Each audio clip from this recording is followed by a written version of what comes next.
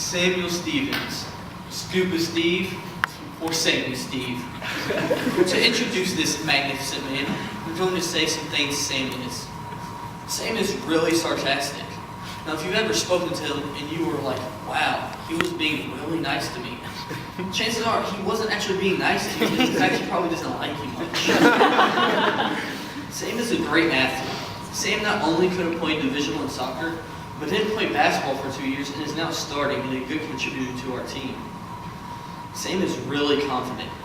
Sam one time skipped soccer practice to go party down in Tennessee with good old T-Bird and managed to apologize and later call Ryan Perry, explaining that there's no way Davies can bench him because, in his words, I'm all district.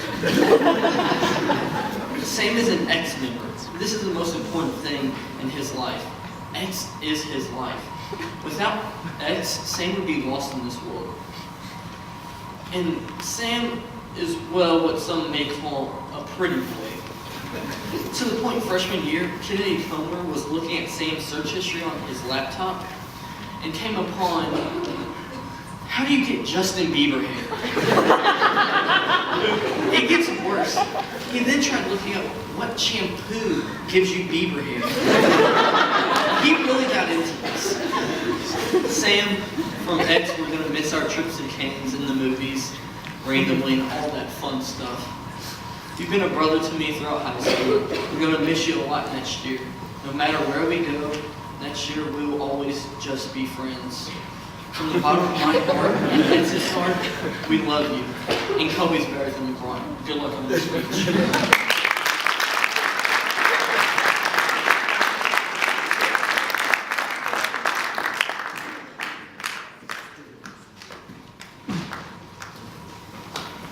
First off, I must let you all know I will not be critiquing Tommy Beard's famous senior speech about the Great South. For better or worse though, I'm going to try and give a more serious speech, even if that means not elaborating on the Sea of Cotton in Mississippi, or the great state of Tennessee. I love you, Tommy. On a more serious note, sports have always played a key role in my life. Spanning from country club swimming to collegiate tennis with Miss Ridge, I can pretty much say I've played them all. From my experiences of playing sports over the years, I've come to the realization that the best part about playing them is being a part of the team. That is why when Ray Lewis was asked what he will miss most about football, he responded with the brotherhood, the connection, the team.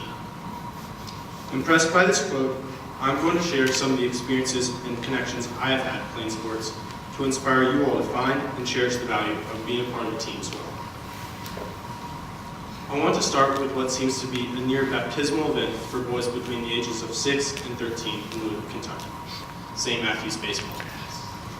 Baseball was the first organized sport I ever participated in, and I loved it. My dad and I were obsessed with Little League baseball and dreamt of the possibility that our all-star team could make it to Williamsport, Pennsylvania for the Little League World Series. After that dream was no longer possible, my interest in baseball dwindled. In the 6th grade, my baseball career ended on the notion that the pants were too hot and itchy when baseball drove into the hot summer months. Clearly a reason to give up the game. As the distance grows between me and the days I played baseball, the memories also fade. I can no longer remember the year my team won the league championship or how many strikeouts I had in my best pitching performance. Oddly enough, I can honestly say the memories that I see clearest in my head are the times after the games when both teams are sprinting to the concession stand for free snow cones. Looking back, that does not surprise me at all. To me, baseball was for meeting new kids and having fun, not a competition on who could hit the most home runs in T-ball.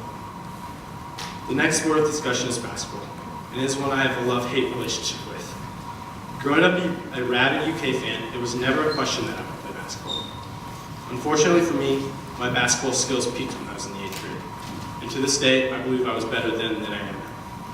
After taking 2 years off from the sport, I have now returned as a staple on what my teammates and I like to refer to as the defensive team of collegiate basketball.